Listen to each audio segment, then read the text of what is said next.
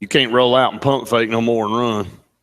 You got to throw it away or throw a pass. Have y'all caught a lot of passes? Yeah, we caught a bunch today, buddy. It has encouraged a lot more throwing. I mean, it makes it more I interesting. think that's great. It teaches the kids to. But I mean, if it's 3rd and 1 and you've run the ball, let's say you get 7 yards on first down. Let's say you want to try to get 3 more on run, and they stop you. Now it's 3rd and inches or 3rd and 1. You got to throw it. I mean, that's where it comes in. It's dumb. Well, that's what we normally do. Why didn't you do that this time? So Because your time was running. with time was running. Yep.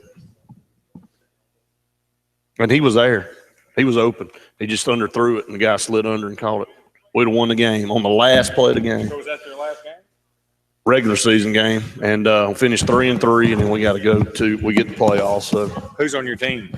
Corey Milner, of course Braden. He's center and defensive. Braden center and defensive end, but he wasn't there tonight. He wasn't there this morning. He's in a church trip, so in this bench schedule he has to go because he's in that confirmation class. Hey guys, have we got anybody there? Hello.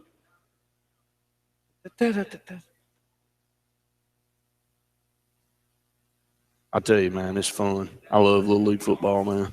It's so exciting. So when does the playoff start? 2 weeks. On Saturday too? No, it'll be during the week. See that coming? I didn't either. I'm the only one in the paper to pick Coosa. I finally get on the Coosa train. Boy, and they got derailed. You should have called me. I'd have told you not picking them on that. Well, I've done against them every time they won 3 in a row.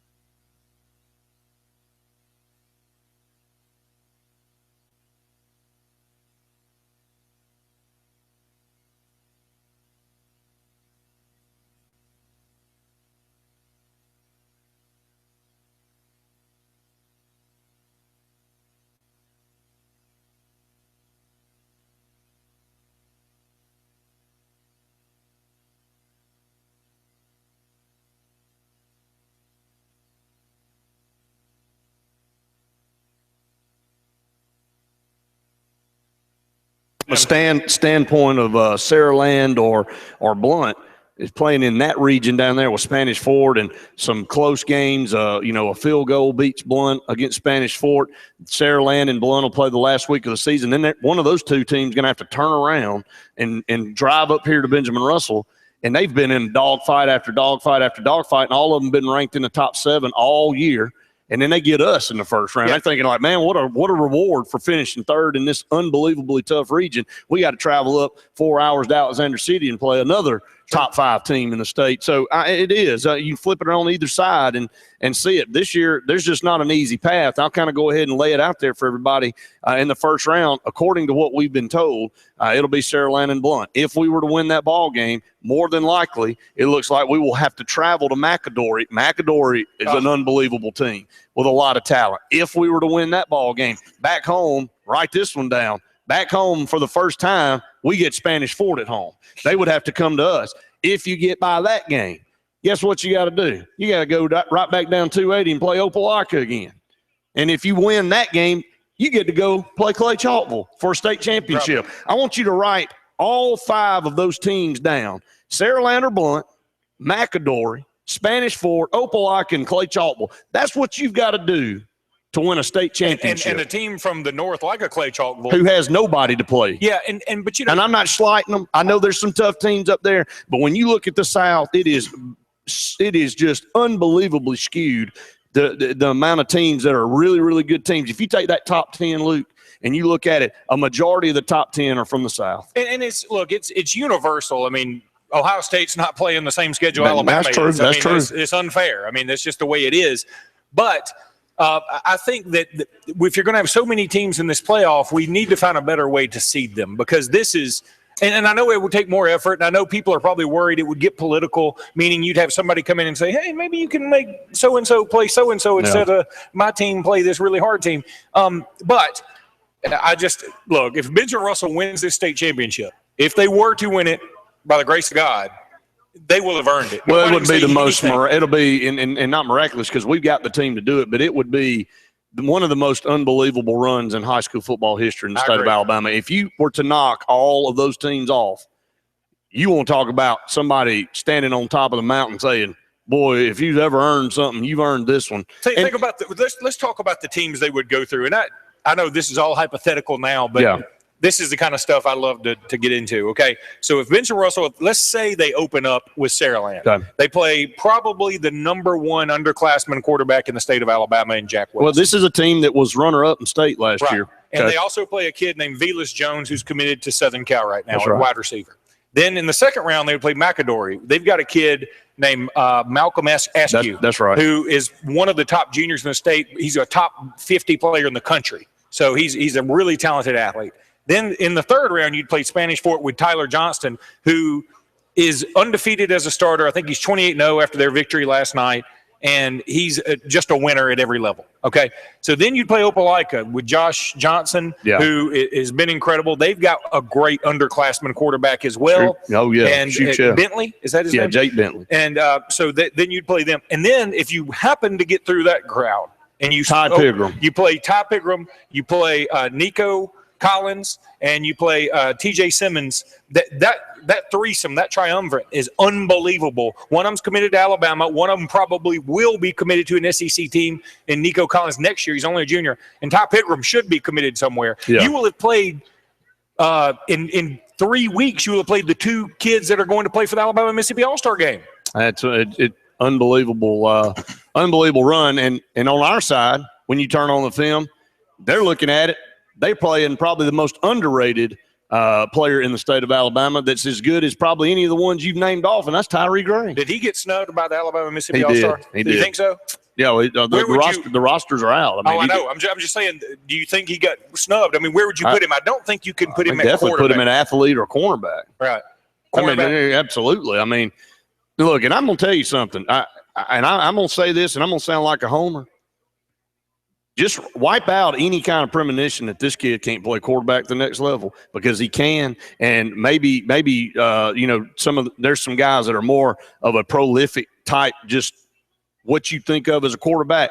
But I would take Tyree Gray over about anybody out there as far as getting the ball in his hands to make intelligent decisions and athletic ability, I don't think there's anybody out there any better than him. I mean, I'm saying that, and I know I call the games for Benjamin Russell, and I see him on a nightly basis. But I'm just saying, when you look at his stats compared to other people's stats, his are better, and he don't make mistakes, and he's throwing the ball at an over 70% rate now. I mean, I don't remember the last time. Bryant Horn probably had a passing rate that high, but this is a kid that really has only played quarterback for a year and a half, and he is a dominant player. And I'm telling you, when Clay Chalkville or Opelika's already seen a dose of him, he almost ran for 200 yards on them. They don't really want to see him again. Saraland, we haven't seen some players like a Velas Jones, but they haven't seen maybe a Tyree Gray athletically. Now, they've seen Tyler Johnson, and they've seen some other guys, but they haven't seen a guy from quarterback that runs the option and it can throw as well as Tyree. So I'm telling you, man, it's easy to get caught up and say because he's only been playing for a year and a half at that position, but it just continues to get better and better and better. Well, in that sense, at first I thought how grossly unfair this is for Benjamin Russell would have to go through that gauntlet, and I still believe that. But from Tyree Gray's perspective, I'm kind of pro this because it gives him an opportunity to show, okay, I'm as good as these guys because nobody would have played the better grouping of quarterbacks. No. Like I said, he played Jack West, That's who right. will be a top 100 kid. He'll play Askew. I don't know if he plays any quarterback. I don't believe he does. I'm sure he gets in the Wildcat time.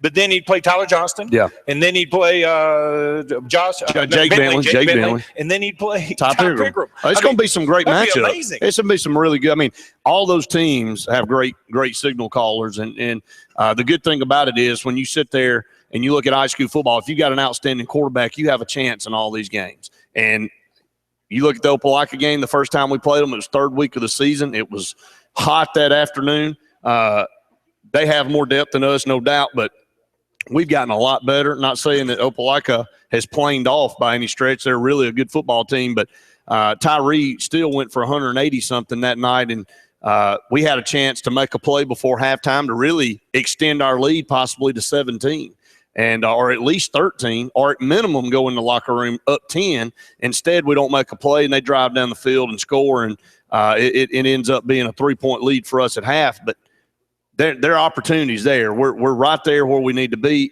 You got to show up every night when you get to the playoffs, especially with that type of run that you got to go through. Because if you have a hiccup, if you turn the football over or you stumble, you will be out of the playoffs. So that's just the way it is. We're going to take our first break here on the Saturday Sports Countdown. When we come back, we'll run down scores from the local area, kind of set the stage as we come to the end of the 2015 season. It's hard to believe, only a couple weeks left here in the 2015 season. Stay tuned. More of the Sports Blitz Saturday Sports Countdown presented by JR's right after this.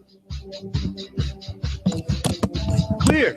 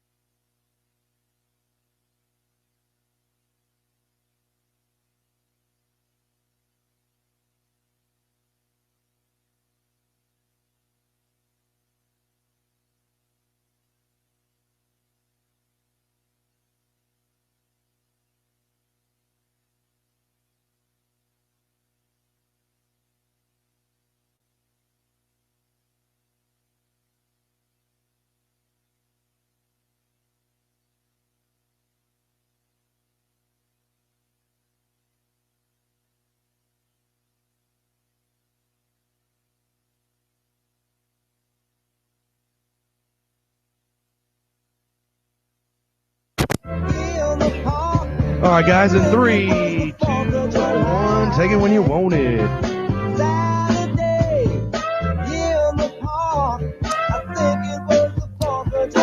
Welcome back, everyone, to the Sports Blitz Saturday Sports Countdown presented by JR Sports Bar and Grill. Brett Pritchard, Luke Robinson here with you till noon. Come on out, make JR's part of your plan. Some big games on today on college football. Some games will be kicking off here in about 40 minutes. We'll start talking about those games more closer to the second hour. Alabama, Texas A&M, obviously the headliner for us here on this show today. How about Ole Miss, Memphis? Well, Ole Miss, Memphis kicks off at 11. We're going to get into all this. This is some big games. You better not sleep on the 5-0 Memphis Tigers for sure. Some tough ball games. Teams playing some teams out of the conference like a Memphis that you better show up, and that's an early kickoff, and you better be ready to play. And they have to go to Memphis, Luke. Ole Miss traveling to Memphis to play that football game should be interesting there. And obviously another game, a top matchup in the top 10, Florida and LSU, a little bit later on tonight. So we'll talk about that.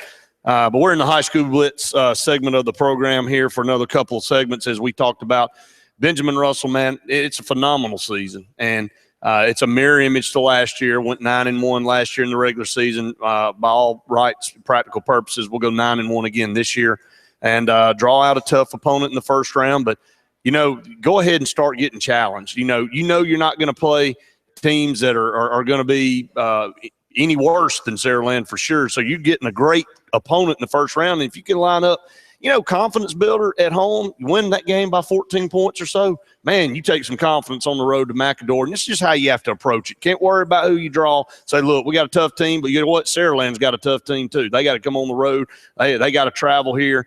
We just got to be ready to play football. And Coach Danny Horn going for the 4th consecutive 10-win-plus season in Benjamin Russell history. It would be the first time ever that Benjamin Russell wins 10 or more games. Got to win that first playoff game to get to that 10-win mark. And if you do that, Luke, that's over 40 wins, because he's gone 11 wins a couple of times. That's over 40 wins, 42-plus wins in 4 seasons. A phenomenal stretch of football. Absolutely unbelievable. I mean, his style works. It does. We just got to take it up to the next level. Got to take that next step, and that's what Coach Horn's hoping to do, and really got a good opportunity with the team that we have. Really good on defense, really good on offense, and our special teams, I would argue that we might have the best special teams in the state of Alabama, with Cole Grogan at punter and obviously Sean Rape, who kicks about 80% of his kickoffs through the end zone. So and a great leg, and can kick a field goal from 50 or beyond if we needed him to give him a shot. I mean, he would have a shot to kick one from beyond there. So that's a big deal. So let's talk about some other scores from around the state of Alabama, around this area first. It was Dayville coming back, rebounding with a big win over Elmore County, 50-27. That was a game that I was concerned for Dayville with only losing their quarterback Sean D a couple weeks ago, and Leeds really taking it to them, and then them coming back and playing a team in Elmore County that's been able to score some points. But Dayville able to find the offense again and win 50-27. Horseshoe Bend, I'm telling you, had a really, really, really good opportunity to win a game last night, and they lose 49-42. But let's go to the phone lines and pick up Charles. Charles, you're on the Saturday Sports Countdown. Hey, how y'all doing today? Charles, we're good, man. How are you, buddy? All right. I know we beat Valley pretty bad last night. That's right. What happened to Valley? That's what we opened the show with, is how did Valley get so bad so fast? I mean, they've given up, 124 points the last 2 weeks? I remember back when I was high school, because I probably graduated from high school before y'all probably even born, but I remember the last one I attended over the Valley was back when Danny Brown was a senior. And it felt like it's about 17 degrees that night. And Valley beat us 6-0, and I remember we had Henry Hicks and Ike Grant and all them in the backfield. Yeah, that's we actually talked about that game on the broadcast last night. How great of football teams they used to have over at Valley. And Danny Brown tried to go. I mean, he was probably on the half-inch line, and they stopped him probably at the half-inch line, and Valley went on to beat us. But when I was high school, I mean, that Valley Benjamin Russell game was, I mean, that was a battle, but I was just wondering what, happened, because, Opelika beat them 71-0. Yeah. And I hate to see it. I don't want to see a team that's a traditional power play like that. I just don't. Yeah, I mean, it's better for BRHS, honestly. Well, it is. If Valley's better, because they need the practice going into what will be a challenging playoff run. You need some tests along the way, and every team, every program goes through a few years that they're down, and we've had our share, but we rebound, but nothing to what we're seeing with a Valley team. No, Benjamin Russell never lost 71-0, never lost 53-0. I mean, even in the down lean years, Benjamin Russell would manage to fight and hang in there and make it close. So right now, it's just like a program and some kids that are defeated and knocked down and need something good to happen for them to kind of get that mojo back, because they've tough draw for Valley playing Opelika and Ben Russell back to back. They're clearly the lead dogs in this region, and to have to play them back to back is a bad draw. Well, another thing too, back when I was high school, I mean, they got way more players, Benjamin Russell, playing now. Back when I was in high school, we were lucky to get 40, 45 players on the team, but we got about 78 or 9 now. So, but Charles, we appreciate your call this morning. Thank you so much. Yeah, thank you. Thank you so much. We'll take your calls today, 256-234-6221. Our good buddy Kevin Keel calls the Dayville football games. Just send me a message. And if Dayville were to lose to Hanley next week, they'll be on the road to UMS first round. And there's UMS again, staring Dayville right in the face. So maybe Dayville can rebound, build off this big win against Elmore County and defeat Hanley and not have to deal with UMS at least in the first round. Yeah, that's what you're hoping for. Going to run down the rest of the scores from around the state and around our area when we come back. Stay tuned. More of the Sports Blitz Saturday Sports Countdown presented by JR's right after this.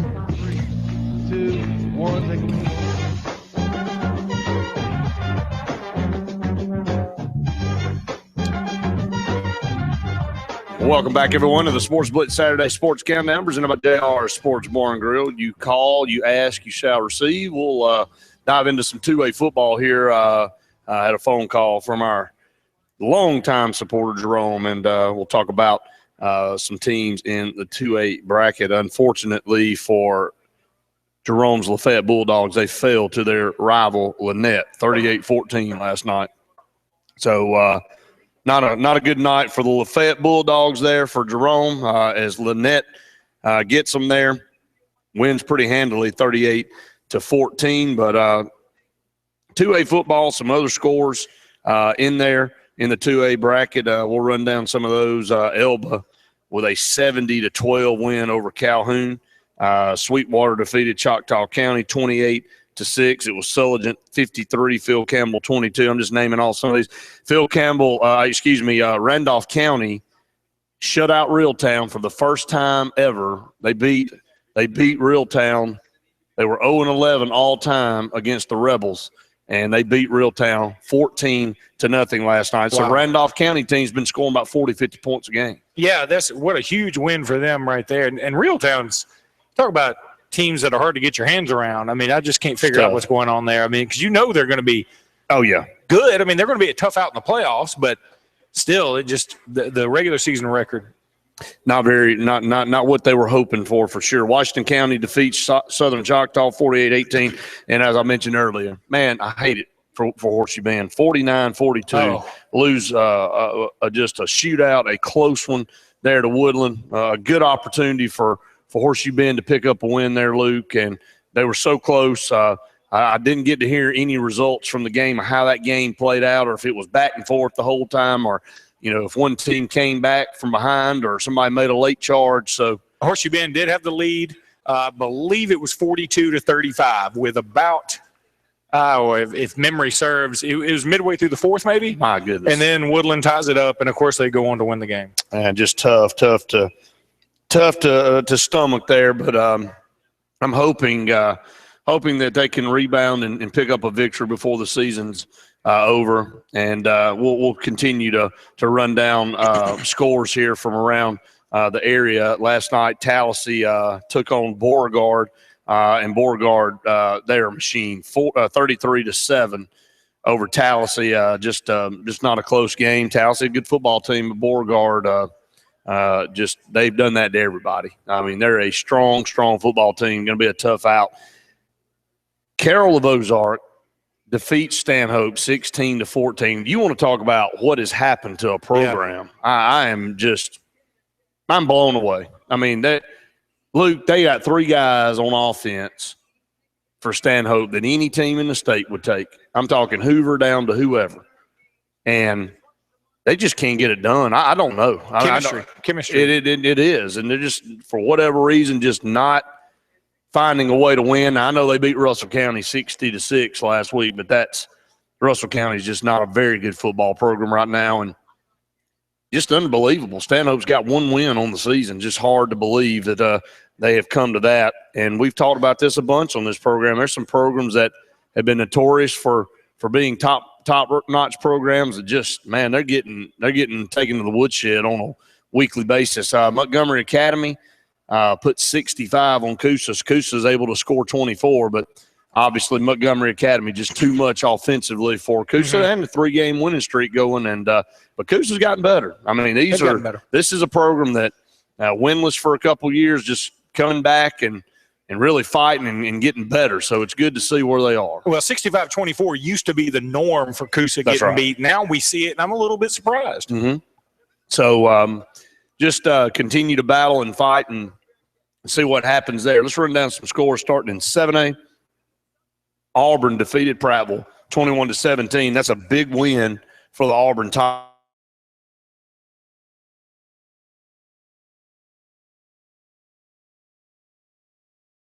On a relative year. So Bob Jones has gotten stronger and stronger. They win 45-14 over Huntsville. Phoenix City defeats Jeff Davis 43-14. Enterprise is a touchdown better than Smith Station 14-7. Some other scores: Spain Park 20, Oak Mountain 10, Thompson 27, Tuscaloosa County 0, and Vestavia Hills defeated Hoover 20-13. Hoover just no offense, man. No, they just don't. cannot score. I watched a little bit of that game. It was on WABM out of Birmingham, Channel 68. I got to see a little bit of it. I believe Hoover had 19 penalties in that game, if I remember. Lord. And they're anti-Hoover right now. This is the first time since '99 they've lost 2 games to in-state opponents in the regular season. Yeah. And it's ridiculous. I can't believe that it's happening this way. But you know what? Where's the star power? They've got Jeremiah Moon, who's committed to Florida at linebacker, and he's very good.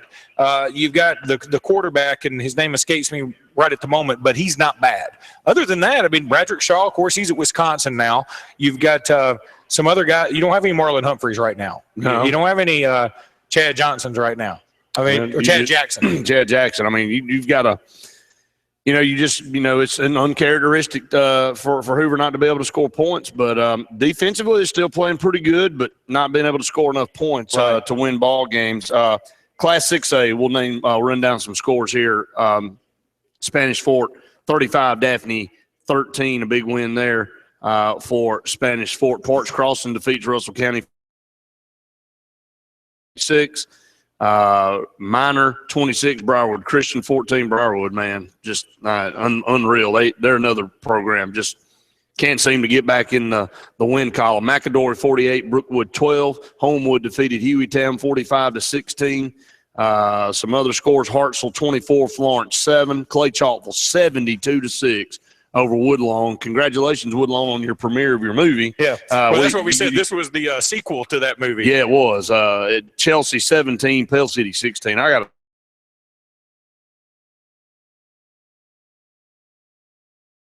pretty easily here, but Chelsea had one loss.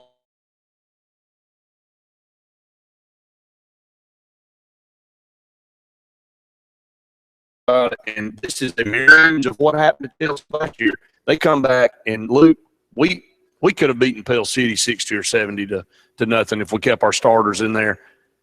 Chelsea has to win by a point, 17-16. This team, I don't know, last year it's like we drained all the mo out of them when we took them out right after, we gave –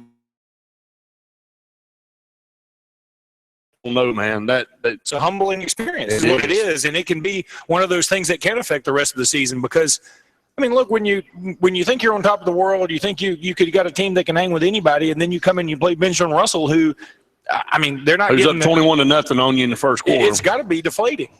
Yeah, and they expected to play better, I know, because they went, they played Opelika, and that game was close right there to the end, and to get drilled the way they did, just not a good situation. Blunt 59, Baldwin County 16, man, they are a machine. And that wraps up some scores from Class 6A. We'll take a break here on the Saturday Sports Countdown. We'll run down a few more scores and then dive into college football because we are only a few minutes away from the first game kicking off at 11 o'clock. Stay tuned. More of the Sports Blitz Saturday Sports Countdown presented by JR's right after this. Clear. Advanced hit.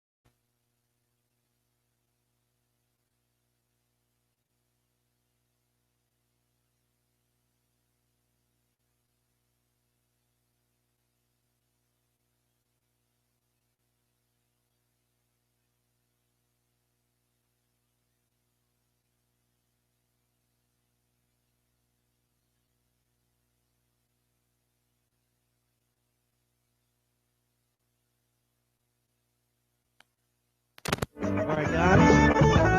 3,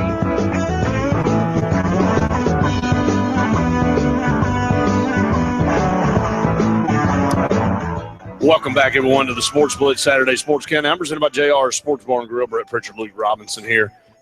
Taking you up to noon. Come on by JR Sports Bar and Grill. Pick up your food for your parties, for your tailgating, whatever it is that you're doing out there. Beautiful Saturday. Fall in the air. Crisp, cool morning. I got out there, Little League football game this morning, bright and early.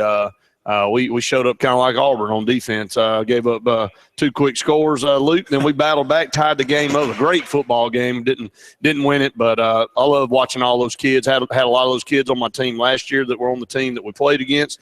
The thing about it is like I tell them after every game, all the teams, is that they're all going to be on the same team next year when they move over to 7th grade. So good to see. I love to see all of them succeed, but I lost a real close game, 21-16 this morning, but a lot of fun. Need to be out and about today because it's just gorgeous outside. And some other scores from high school, and we'll close it out, Luke, look, man. And a lot of teams will be done. We'll go to 5A and run down some scores. Charles Henderson defeated Rehoboth 41-18. Demopolis 53-8 over Wilcox Central. Sliding on down, looking for some other scores. Madison County 49, Randolph 28.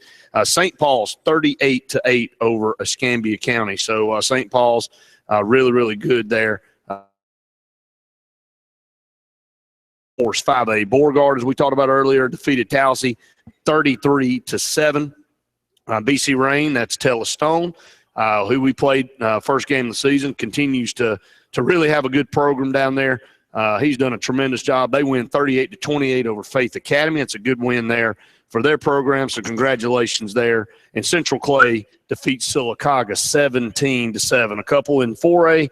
We'll slide down there. Again, Dayville defeats Elmore County 50-27. Leeds blanks Childersburg 54-0. Man, they really are hitting their stride, Luke, right now. They sure are. You saw that Leeds team in the Champions Challenge.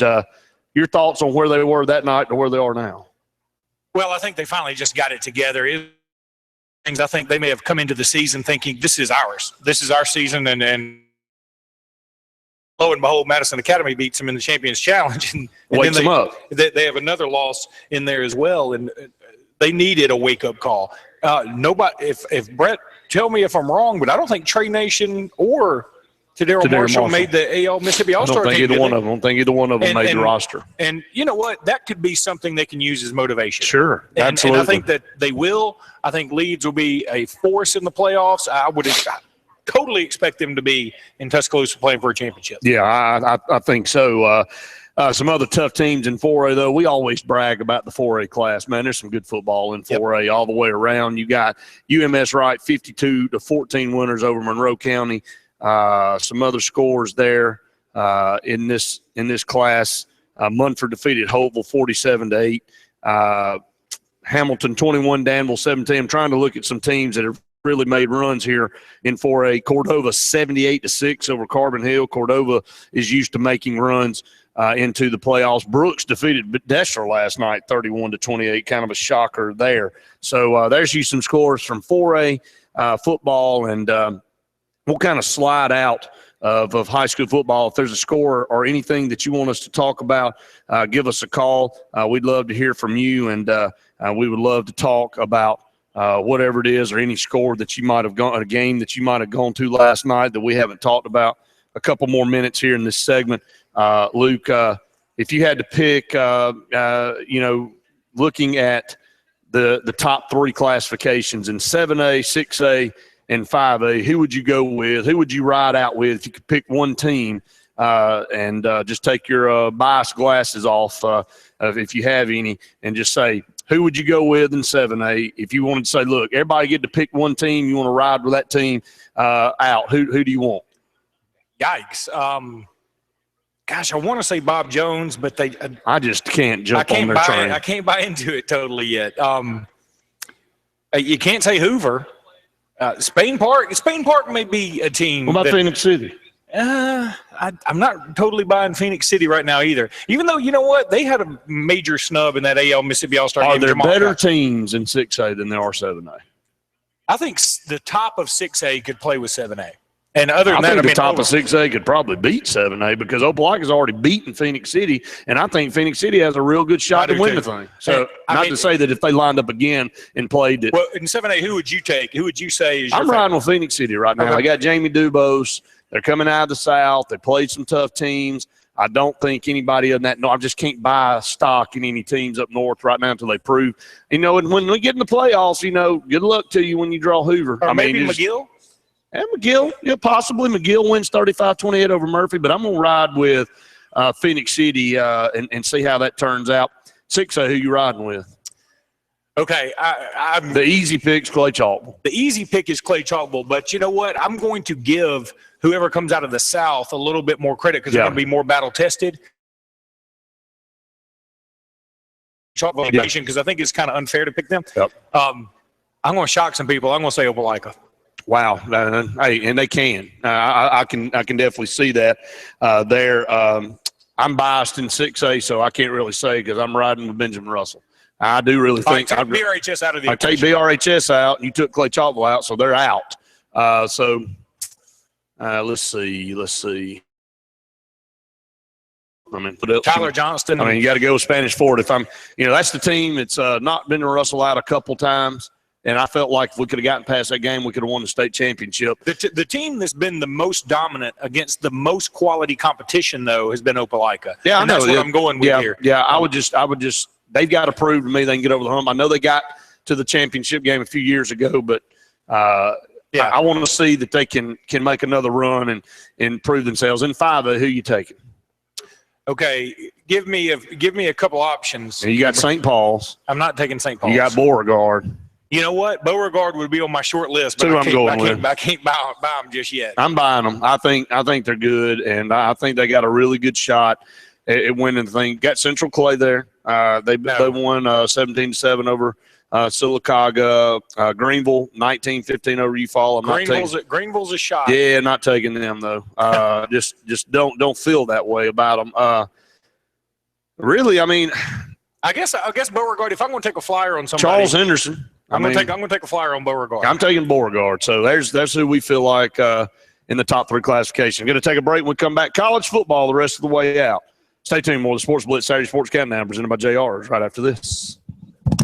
At Bone and Joint Special.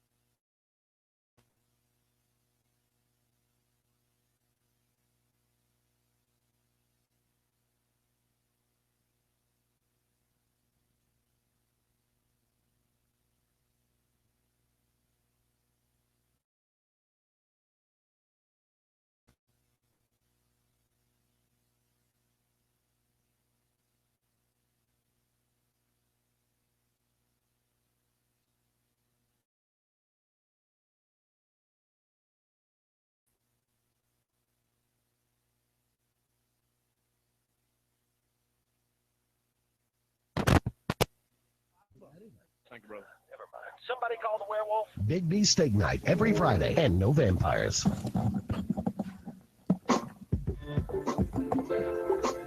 Alrighty then, here we go. In 3, 2, 1, take it when you want it.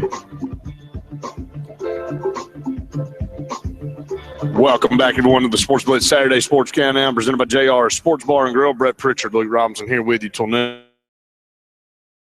623-4621 to be part of the program as we head into college football. Some games on tap today is obviously in the SEC. Alabama, Texas A&M will be at 2:30. Florida, LSU tonight at 6.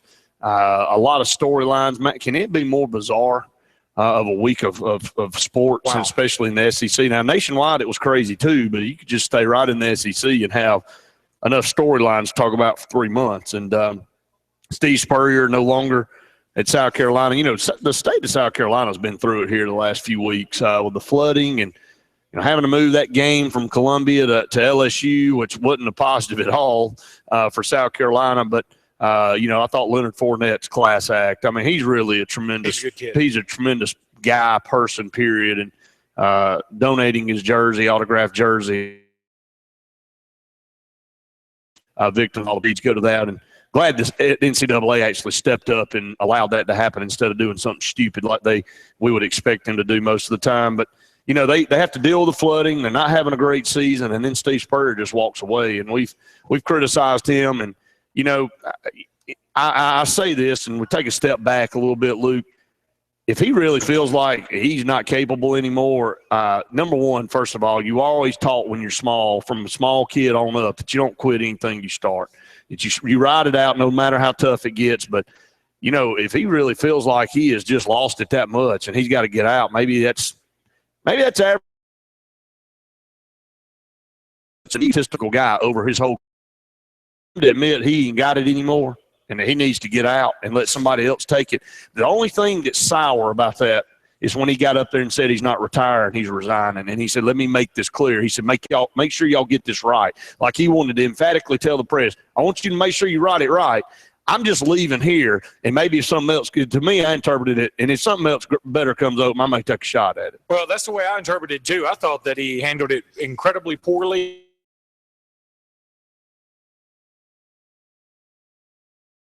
That's the new thing. Everybody always wants to keep it real, be who you are. Well, I mean, this is who Steve Spurrier is, love him or hate him. And I guess, look, he's on game day right now. I mean, he's so distraught and broken up about this. He's on game day making picks right now. I think it's an insult. Why do you put him on the air after he walks away? I mean, they ought to be up there grilling him saying, why did you walk away from your program? I mean, you never walked away when the things were going great, when you were winning 11-plus games a year for 3 years, when you were dominating everybody at Florida. You didn't walk away then. So, all right, well, let me say this, okay? Steve Spurrier, we're going to miss him. He was a personality. He's one of the people that made the SEC great. When you have people like him in a league like ours, it makes – and so I think we're going to miss him. I'm going to miss him. I thought he was fun. But he just hadn't been the same dynamic guy the last few years. There's no doubt. But every time South Carolina plays, you always have to go, well, they got Steve Spurrier, though, no matter how bad they were. You always said, you never know what Steve Spurrier is going to come up with. And now whoever they hire is going to be less dynamic, okay, first of all. But this is a jerk move.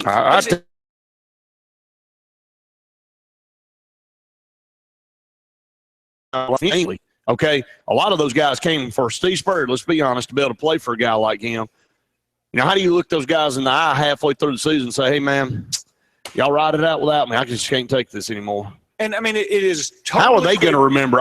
You said this last week or this week, all these tributes on ESPN and Fox and everywhere else, all these interviewing all these players that, that Coach Spurrier coached and how much they did for, he did for them and all that. And I understand that. How are these players going to remember? How is this group in South Carolina locker room going to remember Steve Spurrier? What are they going to remember him as? You want to go talk to them? You want to go ask them what they think? Well, and here's the other thing. Everybody always loves to talk about Brett Favre or Michael Jordan, that they hung around too long. I wanted those guys to keep playing. I enjoyed watching them. And there was always some mystique about them. And I wanted Steve Spurrier to stay. And I could have respected Steve Spurrier a lot more if he had just said, guys, you know what? This has been a hard year. and I'm going to hang it up at the end of this season. Yeah. But I'm coaching these boys out, and we're going to do everything we can each and every week. And I'm just letting it know now. Or he could have done it even more discreetly. Just told because my theory is the university came to him and said, look, at the end of the year, you're make it easy on you. I'm leaving. And see, that's just. I mean, you're not breaking up with me. I'm breaking up with you. That's right. Yeah, I'm beating you to the punch. It just look. That's why, to me, those are the kind of moves that hold him back from being considered one of the greatest. I mean, he's still one of the greatest, but that's something that if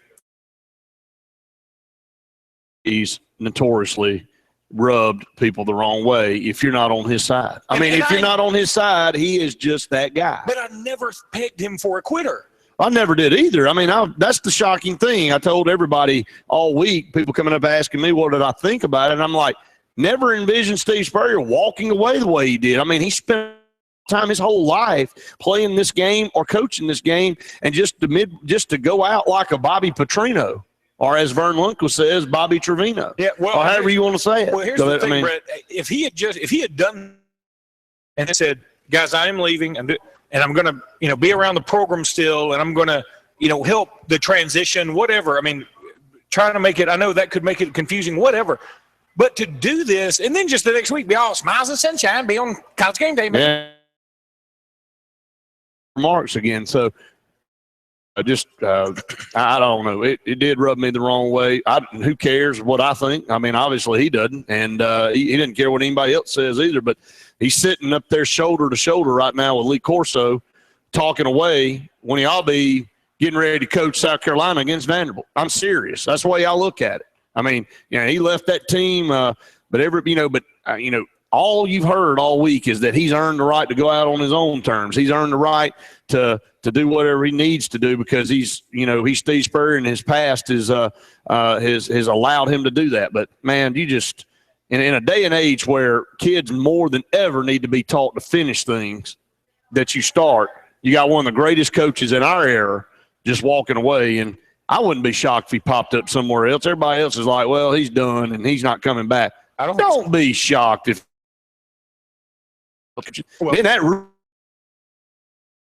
the same guys that are sitting up there shoulder to shoulder with him right now, are they going to be willing to criticize him? Well, South Carolina does something better. Well, I'm going to say this, that I think that this Blitz and everybody's kind of who tapped him and gave him saying that he earned the right to walk away and be a quitter? I mean, that's what they're saying. So as game day comes to a close, we'll go to a break ourselves, and we come back, we'll start breaking some of these games down. And I want to talk about the Auburn game, Kentucky, because gets on the winning side of things in the SEC with a win at Kentucky, and wasn't pretty at times, but for Auburn, the way they've started this season, to be able to go on the road to a pretty good Kentucky team starting this season in an environment where on a Thursday night you don't like to travel anyway, and notoriously tough ball games, pull out the win. But we'll talk about that when we come back. Stay tuned. More of the Sports Blitz Saturday Sports Countdown presented by JR's right after this. Clear.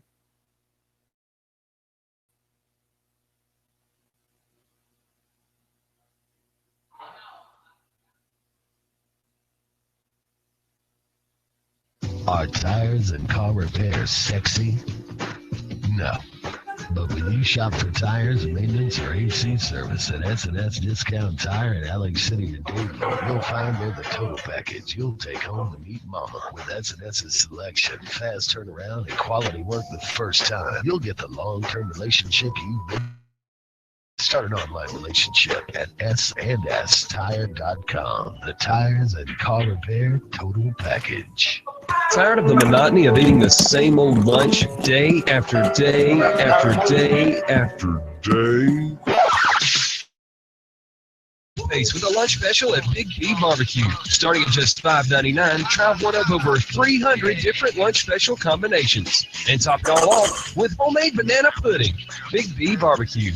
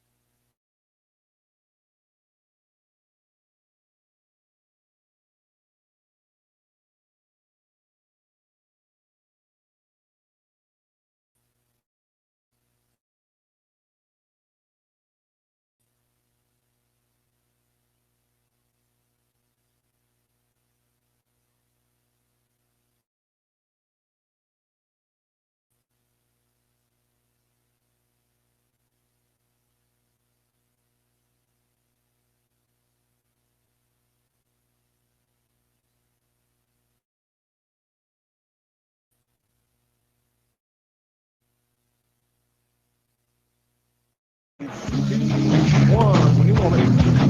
When y'all sing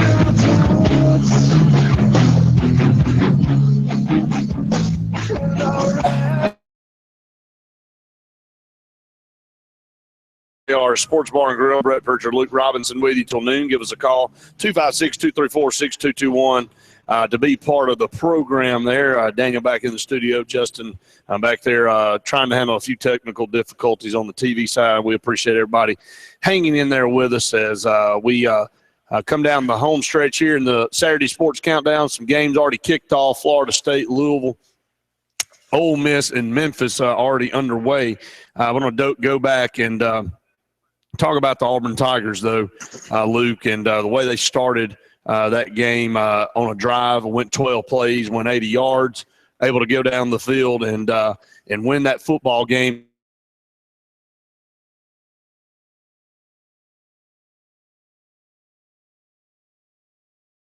Game in the SEC, it doesn't matter what you've been doing, how you got to forget all that. Auburn did it 4 or 4 on third downs, and Sean White I thought looked pretty good. I mean, he didn't throw any touchdown passes, didn't throw any interceptions as well, so that was probably the most important thing that I took away from it as a whole. But you know, your thoughts on the game this past Thursday? It's funny, message boards, they love to go crazy either way, and it's oh my God, we're in great hands for the next 4 years. I think Sean White looked okay. There were reasons to be hopeful. And I'll tell you something else. It's the second game in a row. I didn't get to see the San Jose State game, but I did see the Mississippi State game. That he looked good on the opening drive. Now, he threw the pick on the opening drive against Mississippi State. That's right. And that was a bad pass, but that's the last time he's turned the ball over. So those are good things. There were some things that are not so good still. I mean, the defense is still just – is not good. I mean, that's very You know, kind. it's funny. I read Philip Marshall, who is the consummate Auburn blogger, and he wrote yards. But if the defense had just gotten like 4 or 5 other stops, no telling how to. It'd be like, yeah, that's a great way to look at it. You know, that's kind of the object, and we didn't do it. And you know, the thing is.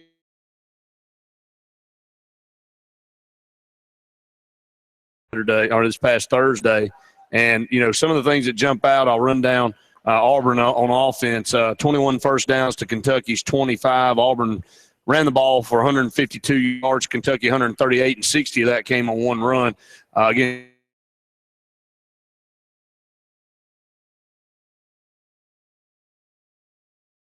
.497 for Kentucky, and the thing that stands out to me that. What it was 5 of 13 for Kentucky on third downs, but all 5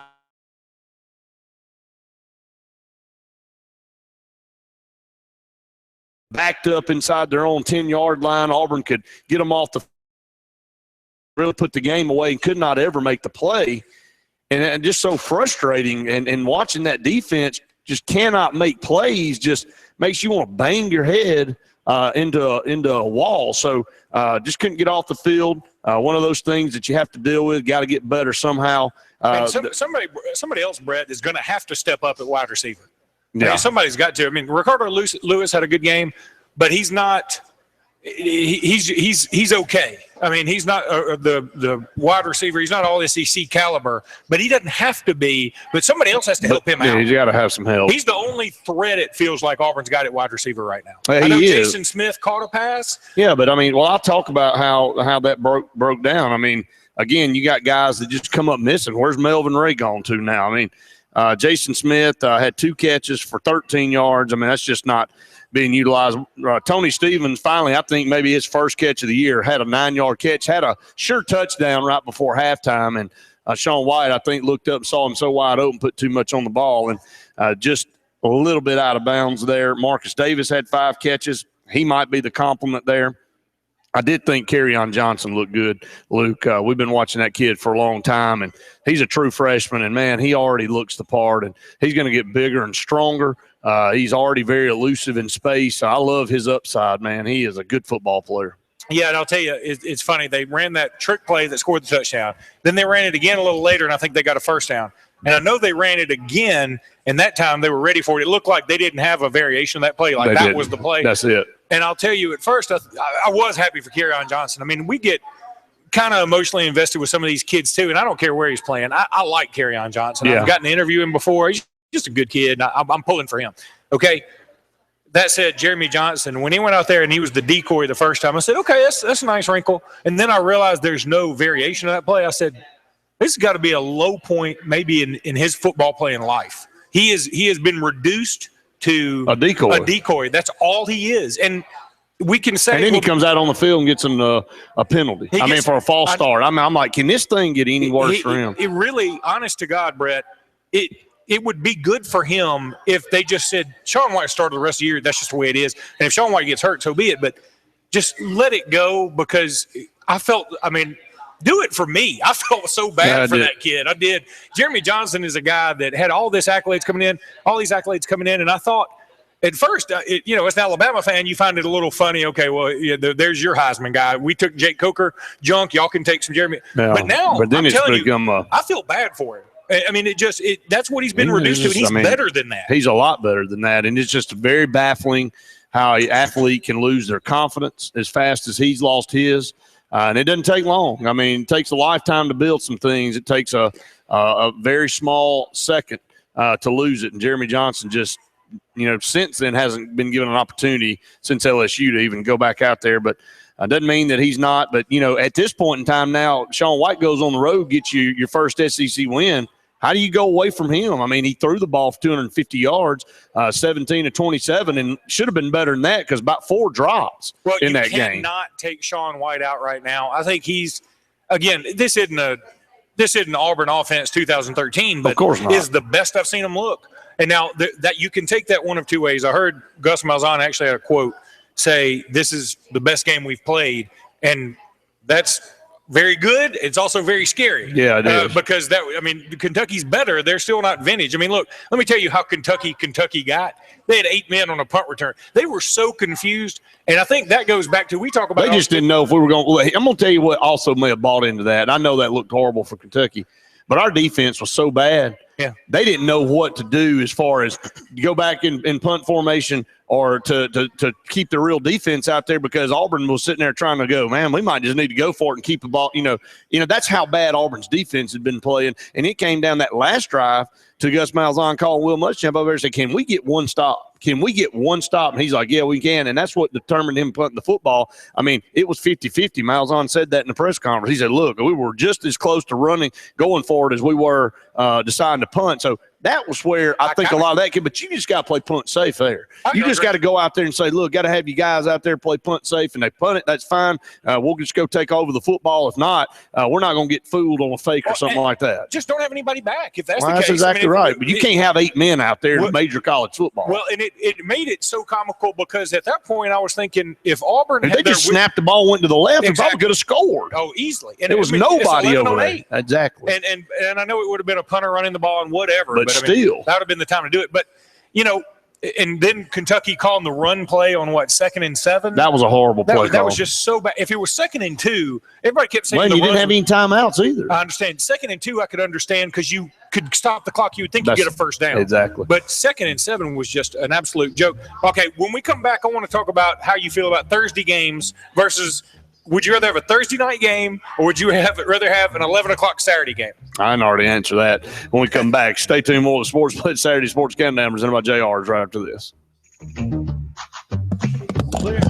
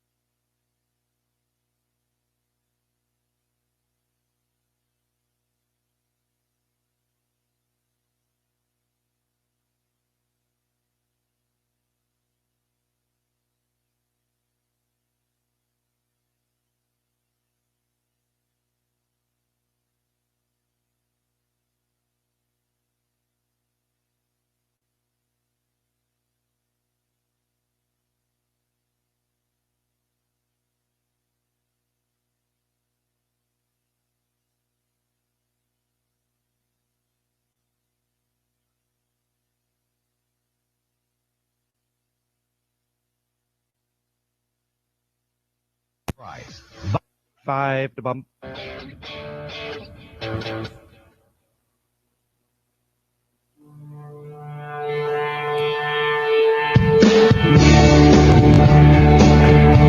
right, coming to you in 3, 2, 1. Mike's going up.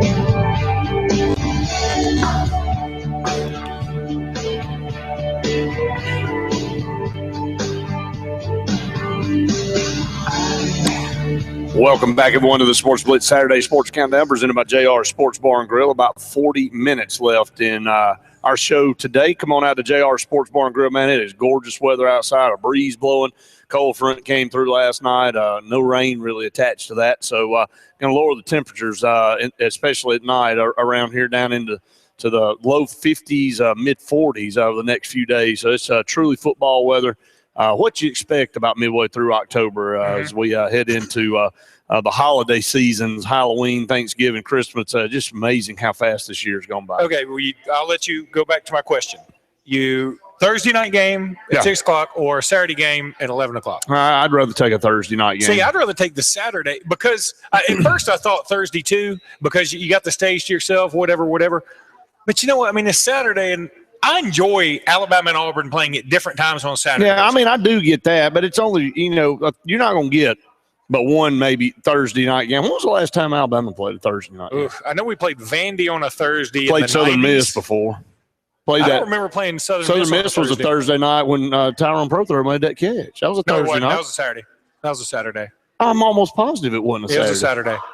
Man, I just swear that was a Thursday night game. I want to look that up. I want to make sure. Look it up right now. Look it up. I just thought that was 2005. We didn't play it Thursday on the 2005. I mean, I just thought that was a Thursday night game, but man, I could have swore it was. But anyway, 256-234-6221 to be on the program. Speaking of Tyrone Prothro, somebody almost an identical catch in the Stanford game on Thursday night. And UCLA, man, I mean, they either show up or they lay an egg. I mean, there is no in between. And, for Stanford to look as bad as they did on the road against Northwestern, a team that looked slow and lethargic and didn't look like they had very many athletes.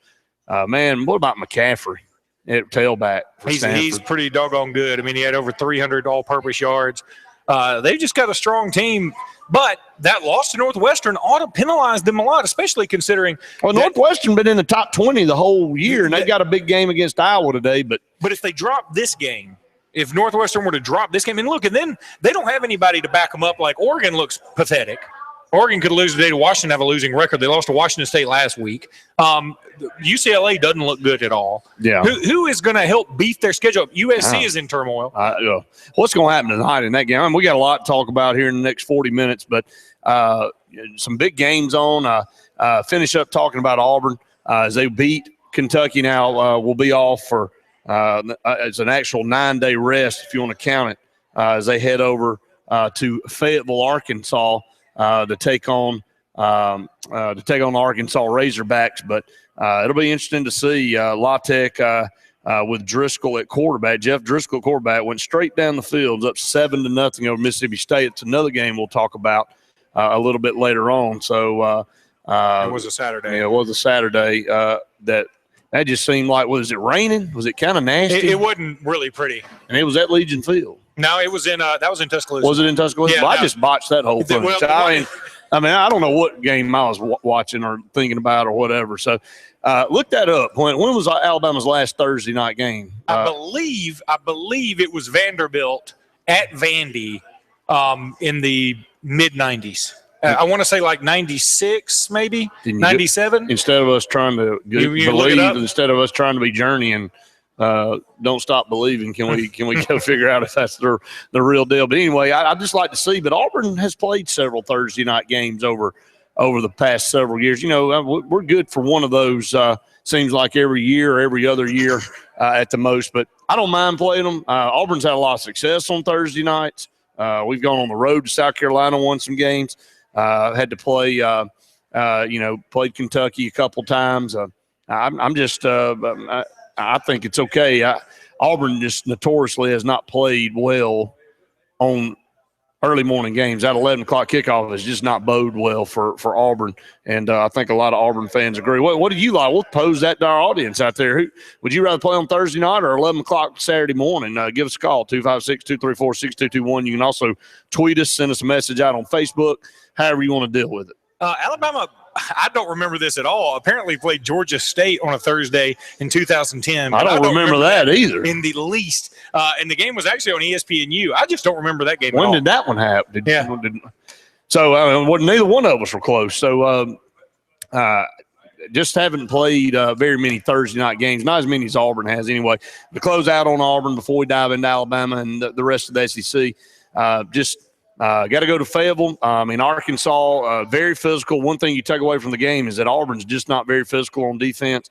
They got to figure out a way to get physical and learn how to play tough because it is a game that Arkansas can line up and just run over you. They got a very physical football team, and they'll love to eat clock, keep the ball out of Auburn's hands. So got to find a way to get off the field. You cannot give up third and longs. Brandon Allen doesn't scare me, never has. He's proven the last 2 years that he's a below-average quarterback, just can't make plays when he needs to. So just one of those things. So it'll be interesting to see how Auburn handles the Hogs the next Saturday. But we'll take a break here on the Saturday Sports Countdown. We'll come back, talk about the Alabama Texas A&M game. It's a big one, folks, 2:30 on CBS. Stay tuned. More of the Sports Blitz Saturday Sports Countdown presented by JR's right after this. Clear. If you're looking for the best chicken fingers or wings in town, then look no further than JR Sports Bar and Grill in Alex City. Order my favorite, the Wing Basket, or try an awesome burger, quesadilla. Brinley wants wings and fried pickles, however you combo that. She probably won't eat more than 3 or 4. Take a whole because we'll eat some of them. What you need? I don't have a pen. 4 wings?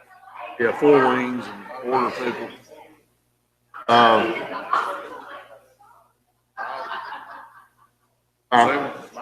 Mild, yeah.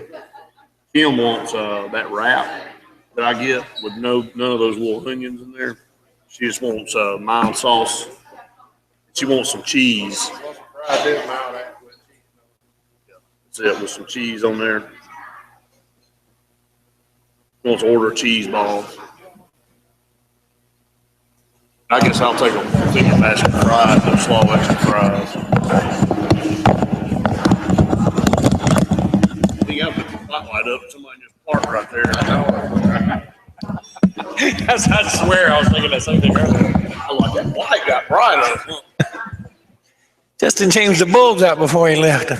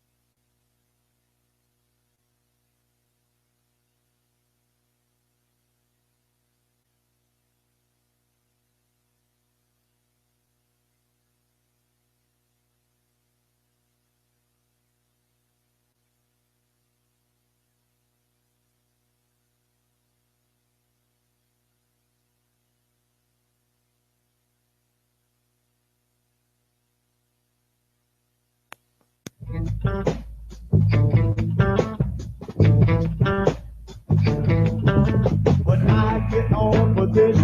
3, 2, 1.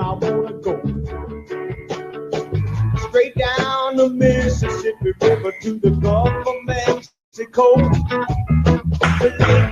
Welcome back, everyone, to the Sports Blitz Saturday Sports Countdown presented by JR Sports Bar and Grill. Brett Pritchard, Luke Robinson here with you. A little less than 30 minutes on today's show. We'd love to hear from you, 256-234-6221, as we carry you to the noon hour. Beautiful day here in downtown Alex City. Glad to see everybody out and about, and college football already started. Ole Miss 14-0 over Memphis, and right now a game that we were talking about everybody needed to watch out for maybe Memphis is the one that needed to watch out, because right now they are just getting dominated by the Rebels. And then, of course, Mississippi State is not having near the success as Ole Miss is, as they're down 14-0 to a Jeff Driscoll-led Louisiana Tech team. Very interesting start for both of these programs here. Florida State and Louisville scoreless at 0 apiece. Florida State lining up for a field goal to try to get on the board. So we'll kind of keep you updated there. But, Luke, we'll dive in as Florida State hits that field goal and goes up 3-0 over Bobby Trevino, according to Vern Lundquist. But Alabama, Texas A&M, a game last year that Texas A&M, man, you're going to talk about a throttling. Alabama took out a little bit of frustration on them for whatever reason and really destroyed them in Tuscaloosa. And the previous 2 years, it was before that were really good football games. Once over in A&M, Alabama won that one. Texas A&M comes over to Tuscaloosa, and they win that one. And both of them were close. And Johnny Manziel, Auburn was 1-1 against Johnny Manziel. Alabama was 1-1 against Johnny Manziel. How does Kyle Allen fit into the mix? What do you think about this undefeated Texas A&M team over at Kyle Field with Alabama coming in with a lot on the line? Both teams a lot on the line. Now, Texas A&M has not lost yet. Alabama already with that one loss to Ole Miss. Luke, you start picking up two losses in the West. The hill's really tough to climb after that. I mean, you can still get there, but you got to have some help. If Alabama loses today, I think it's pretty much done. I mean, I don't see any way that they're gonna have to hope for so many things to happen among Ole Miss, LSU, and A&M. I just don't see it happening. So this is a huge game for Alabama. Their playoffs have already started. That's why I love a 14 playoff. I mean, if this was an 18 playoff, Alabama would probably be feeling very good about being in the playoff. But right now, I mean, I love the urgency Alabama has. This is going to be a tight ball game. Everybody thinks there seem to be two camps, that either Alabama won't be able to handle the up-tempo offense. I don't believe that at all. Or that Texas A&M hadn't made up 59 points in a year. But, there's been a lot changed in that year. Alabama's got a new quarterback, and their situation is still pretty unsettled. Texas A&M, they're very good. They've still got – but they don't have a running attack that really seems to scare anybody right now. I'm picking Alabama. I'm not super confident about it. I could see Alabama's winning this thing 30-20, or I could see A&M getting out early, and then if Alabama's to play catch-up, I think that's going to be a problem. Let's look at some numbers here for both teams. As A&M 5-0, number 9 in the country. Alabama 5-1, number 10 in the country. Aggies on offense, 39.2 points per game. Alabama 34.7 points per game. Both of them 188 yards rushing apiece. That's amazing. Average coming in through the air. Alabama 247. Texas A&M a little bit better at 292. 480 total yards of offense for the Aggies. 435 total for the Alabama Crimson Tide on defense. Defense for Alabama only giving up 15.7 points per game, 77 yards on the ground, 187 through the air for a total of 264. For the Aggies, 21 points a game, 182 yards rushing, 192 passing, 374 yards. So about a little over 100 more yards given up on that defense. John Chavis comes over. Myles Garrett, tremendous player, but still some holes in that Texas A&M defense. Just hard to believe that Alabama's not going to give you a heavy dose of Derrick Henry. I heard somebody talking on another show this week about is Kenyon Drake getting frustrated by not touching the ball, but the emergence of of a big-time receiver right now for Alabama as he's really stepped up. And Derrick Henry running the football, it just gets to the point where, you know, do you take carries away or do you take pass attempts away from another guy to give the ball to Kenyon Drake? Because you know they've got packages for him. And a lot of people felt like he would be a guy that could be like a Reggie Bush type guy. And just haven't seen him touch the ball much. Well, I mean, he's touched it enough. He's just touching it a lot on those little shovel passes. I mean, that's what he's doing. I mean, he's getting the ball plenty. And frankly, I'm more frustrated the other way with Kenyon Drake. I thought he'd be looking better when he got the ball. I mean, he's looked okay at times, but he has not had the explosiveness that I know he's still got in him. I mean, and maybe some of that is a mental thing coming back from that injury. Frankly, I'm not as convinced Alabama's just going to lean on Derrick Henry. I mean, everybody says, well, that's what they should do. That's what they should do. I just don't know that Alabama's going to do it. I mean, I keep waiting on Alabama to do it. But I just don't think Lane Kiffin can do it. That's not his mantra. That's not what he does. So I would love to see that happen. But Alabama's offensive line is going to play a little better. Which offensive line is going to show up? The one that played really well against Georgia or the one that didn't play well at all last week against Arkansas? That's a good point. A lot to watch there in that game. Some of those breakdowns as far as the numbers are concerned. We're up against a break here on the Saturday Sports Countdown. We come back, continue to talk about Alabama and Texas A&M keys to this game. Florida at LSU tonight at 6 o'clock on ESPN. Both teams undefeated. No Will Grier for Florida. How does that affect them? Do you force Brandon Harris to throw the ball? If you're Florida, you got to, because Leonard Fournette has just been gashing everybody. Looks like he is going to cruise in unless something happens to a Heisman Trophy there for LSU. First one they'll have since Billy Cannon, so it's been a while. And Missouri, Georgia at 6:30 tonight. We'll talk about that. The loser there out of the East race for sure. So a lot on the line here. We'll continue that discussion. Stay tuned. More of the Sports Blitz Saturday Sports Countdown presented by JR's right after this. Clear.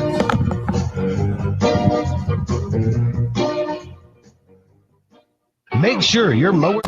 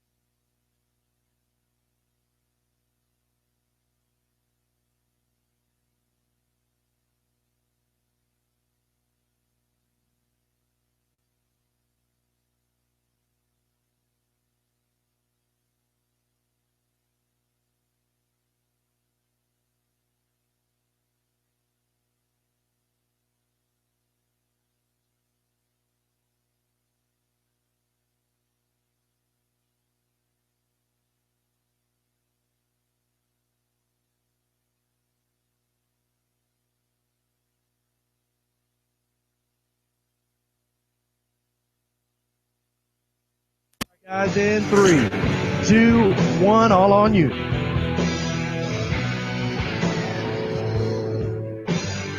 Welcome back, everyone, to the Sports Blitz Saturday Sports Countdown presented by JR Sports Bar and Grill. Brett Pritchard, Luke Robinson here with you for about 20 more minutes. Beautiful Saturday afternoon coming up here of college football. Some games already underway. Florida State down to Louisville now 7-3.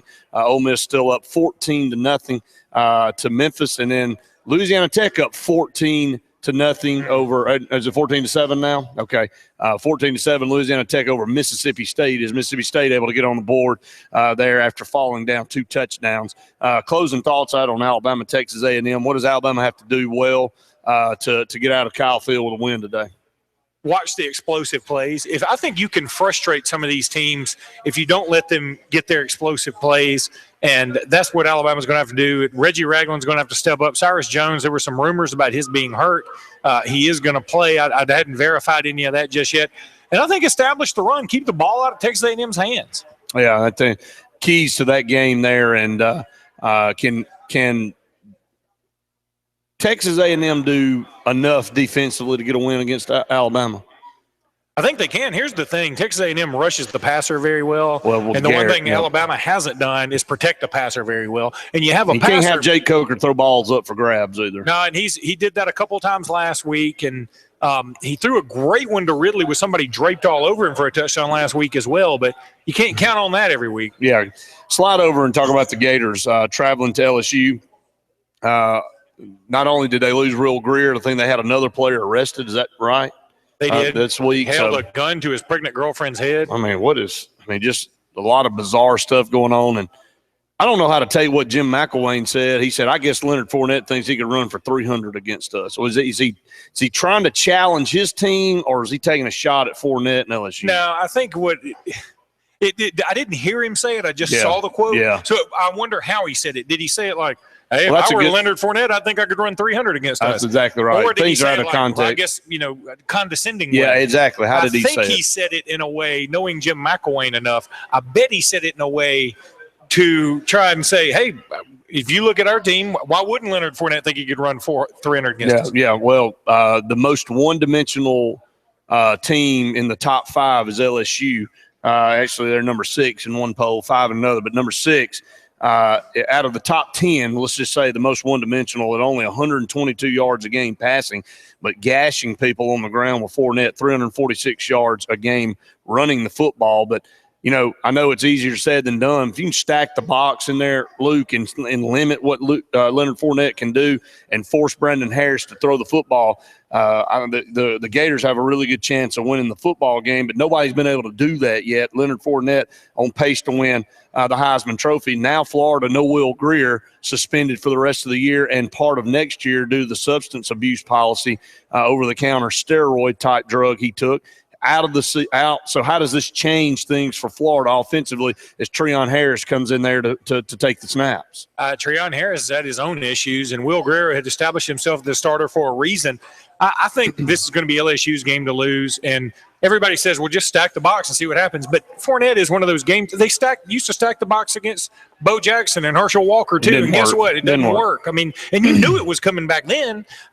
With LSU, you got wide receivers, the Duvall kid, the Dupree kid. I mean, they've got some good receivers. They also have a very talented offensive line. So I think you're going to – yes, you do want to try and stop Fournette as much as you can, but you got to really stop those 75, 80-yard runs he's notorious for. Yeah, like Auburn, first play of the game, like we didn't know that one was going up the middle, and I don't think anybody touched him. But Leonard Fournette, obviously, as he goes, so does LSU. But Brandon Harris, just not a very good quarterback throwing the football, and hasn't been since he started at LSU. But big game at 6 o'clock on ESPN tonight. That one will be a lot of fun to watch after the Alabama game. Missouri and Georgia will kick off at 6:30 on the SEC Network. No Nick Chubb for the Georgia Bulldogs. Season-ending knee injury against Tennessee there, Luke. Hate to see a talented player like Nick Chubb go down the way he did, but Georgia finds themselves right back in the same situation. Deja vu all over for us again up here in this show. When we go 6-7 weeks ago, I mean, you just got to pick Georgia. You just got to. I mean, they're the best team.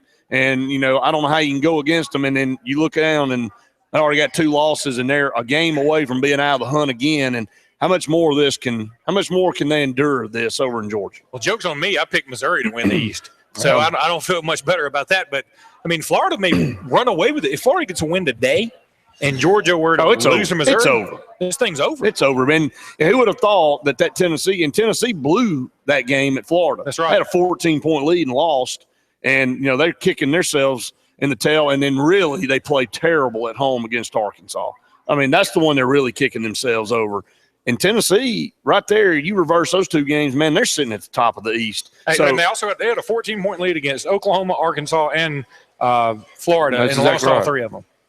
And then they found themselves down against Georgia and came back and won. So, I mean, just a weird situation for them. But, I mean, Missouri at Georgia, can they go on the road with these type of numbers, 114 yards rushing, 194 passing? They just do not put a lot of points, only averaging 18 points a game. Georgia averaging 37 points a game, but defensively, Missouri, that's where their bread is buttered, only giving up 13.5 points a game, only allowing 111 on the ground and 163 through the air. That's about 100 better than what Georgia gives up on defense. It's going to be coming down to which one of these defenses win the ball game, because I don't think Georgia is very good at the quarterback position, especially now with Nick Chubb not there. I think that's totally right. Sony Michel's really going to have to pick it up, going to have to step up. And, look, nobody's Nick Chubb, maybe with the exception of Leonard Fournette. So it's going to be a group effort. And you still got Keith Marshall back there, and, I mean, you got Sony Michel, but they're going to have to get it done. And Grayson Lambert's going to have to really pick up his play. I mean, he just has not looked very good. And he threw one great pass last week that I know of against Tennessee, hit the receiver right in the hands, and the receiver dropped it. I go back to what I said about Jake Coker. Look, at this point, we know what Jake Coker is. Quit trying to think Jake Coker is going to magically become A.J. McCarron. You know what he is, okay? Instead, everybody better hope that the rest of the team picks their game up, because Coker's not going to change at this point in his career. You need Calvin Ridley to make better catches. I mean, he's looked really good, but you need Ardarius Stewart. He's a better example. He needs to really step up. Somebody like a Chris Black or an O.J. Howard is going to have to emerge as a third option. One of the running backs, Derrick Henry, has not performed great. He didn't have a great game last week. No, he didn't. He ended up with a touchdown, but didn't get to 100 yards. Yeah. Kenyon Drake's going to have to step his game up. Somebody's got to do – the offensive line's got to give him more time.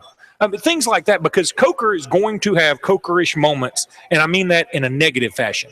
But if you can limit those by helping him out, then things can be good for you. Same way with Georgia. Grayson Lambert, he's just not a very good quarterback. He's just not a very good quarterback, and he's played a lot of college football, and there's really no excuse for that. A game that Steve Spurrier bailed on, Vanderbilt at South Carolina. That's at 3 o'clock on the SEC Network. Sean Elliott takes over as the interim head coach at South Carolina. Neither one of these teams very good. 21 points a game for the Commodores, 20 points a game for South Carolina, 157 rushing yards for the Commodores per game, 170 for the Gamecocks, 255 through the air, though, for Vanderbilt, 170 passing. So exactly equal, 170 and 170 for the Gamecocks. That's balance. Just not a very good number to balance. So, Vanderbilt, pretty good defense, man, only giving up 18 points a game. South Carolina getting gashed, giving up right at 30 points a game. So how do you see this playing? I mean, does South Carolina rally and have a chip on their shoulder for the way things went this week and be able to hold serve at home, or does Vandy able to go into Columbia and get a big win? It's hard to predict because we're not there and we don't know the mood of the team, but I'm going to say the mood is probably going to be more deflated than anything. I mean, because you're 18 to 22-year-old kids. You've got to be really confused by what Steve Spurrier has been doing here and then what he does in the middle of the week, and he's just sort of like, I'm just leaving. See y'all later. Good luck with it. Yeah. I mean, that's just it's a bad way to go out. We've said it again 100 times. It looks like Memphis may have just scored on Mississippi. Yeah, they're not dead for sure. So a lot of football playing. But if I'm going to say South Carolina gets the win, but it's only because I have zero faith in Vanderbilt to capture the mood that South Carolina's probably in. Yeah, no doubt about it. And we'll check that replay. Did he? Oh, I don't know, man. That's close. We'll have to see that. Check that score when we come back here. Final segment coming up. Stay tuned. More of the Sports Blitz Saturday Sports Countdown presented by JR's right after this. Clear.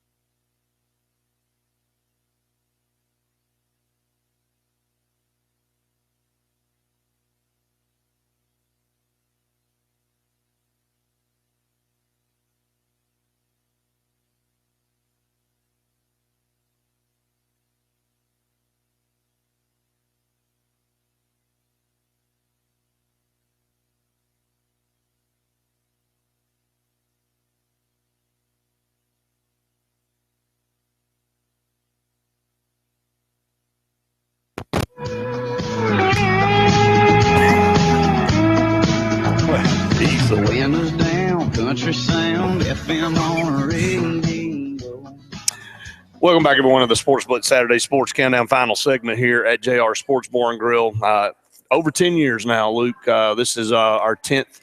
This month is our 10-year anniversary, and so celebrating 10 years here with JR Sports Bar and Grill and S&S Discount Tire and a ton of our great sponsors here. And boy, that was a fast 10 years, wasn't it? It really was. And I think it's great that you and Randy have decided for our 10th year anniversary, we're going to give away $10,000. Isn't that right? Sure, that's right. And you're going to get that from the what vault? So anyway, yeah, maybe more like a dime. Yeah. We'll give away a lot of dimes. We'll give away 10 dimes up here for our 10-year anniversary. But anyway, no, we have enjoyed the heck out of it. We look forward to a really another great 10 years ahead here with JR Sports Bar and Grill and all of our great sponsors, S&S Discount Tire. I can't name them all. And Alex E. Marine's been big and what we've done. A lot of great sponsors. Karen Chanel been with us since day one. I know it. I mean, so just can't thank all of them. That's what we're going to do, Luke, over the next several months is go down and really thank a lot of these businesses that have been with us for a long time. It gives us opportunity to bring you this program each and every Saturday and on Tuesday nights, and it's just a lot of fun. But Luke, closing out the program here on a beautiful Saturday. I know you guys will have a Bama Club event down at Willow Point to watch the game against Texas A&M. I can actually sit back and relax for a Saturday and not have to worry about are we going to play terrible on defense? We've already seen that we played terrible, but we got to win. So Auburn wins, improves to 4-2. Look, that was pivotal. Auburn had to go on the road, win that game to even have a shot at having a respectable season. They lose that game, it's over with. I mean, let's just be honest about it. But now, maybe a little momentum. Never know what could happen. Sean White looked pretty good. Maybe go on the road, win against Arkansas, and you're looking up at the screen, and all of a sudden you're 5-2. So I think it's just how you have to approach it. How do you feel about the Arkansas game next week? And what got to be fit. We got to get fit. I mean, we got to be able to stop them from just lining up and getting 10, 15 yards of carry up the middle with Alex Collins. What do you think the line will be, the Las Vegas line? I'll give a 4-point favorite to Arkansas. I agree with you. 4-point favorite to Arkansas. It could even be a little bit more just because Auburn between 4 and 7. Yeah, between 4 and 7 on the road. I will tend to lean that way, and I think that's a fair shake on both sides. But anyway, Memphis did score that touchdown, so it's 14-7. So Mississippi State still down 14-7. I'm assuming there. Florida State down 7-6 now to Louisville as we get ready to close this show out. I know you're not a big fan of the baseball playoffs, but how about the Royals? They got a big win last night in the ALCS. It's them and the Blue Jays. And how about the Cubs, man? How about the Cubs? The Cubs are just a tremendous story, and this is something that you'll like. Back to the Future, Part 2, 1989. If you look, Marty McFly meets a guy in the street. He said, and he sees that thing come up, says the Cubs win in a sweep over the Miami, what looks like Gators or whatever. I think is swinging the bat, but they predicted that in 89. If the Cubs were to win this series, that'd be crazy. Would that not be just unbelievable? Well, I'll tell you, if it's the Cubs and the Royals, I'll watch. That'd be great. If it's the Mets and the Toronto Blue Jays, I won't watch 10 seconds of that. Josh Donaldson on the Toronto Blue Jays, so I've got Auburn player and going to win the MVP this year, so it's going to be exciting. But anyway, going to wrap it up here from JR's. Thanks to Daniel and Justin back there in the studio. Luke's been fun. We hope everybody's out there enjoyed it. We have. We hope you did. See you next time for Saturday Sports Countdown. You're out.